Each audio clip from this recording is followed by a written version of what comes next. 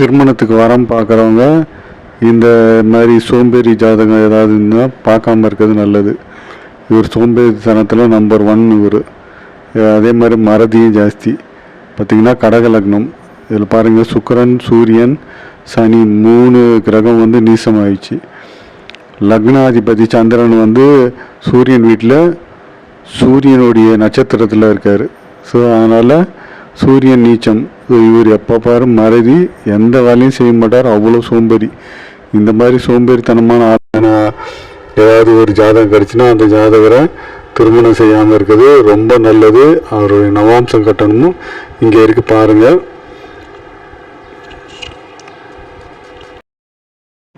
So இந்த மாதிரி ஜாதகத்திலே நம்ம ஈஸியான வழி இருக்குது கண்டுபிடிக்கிறதுக்கு.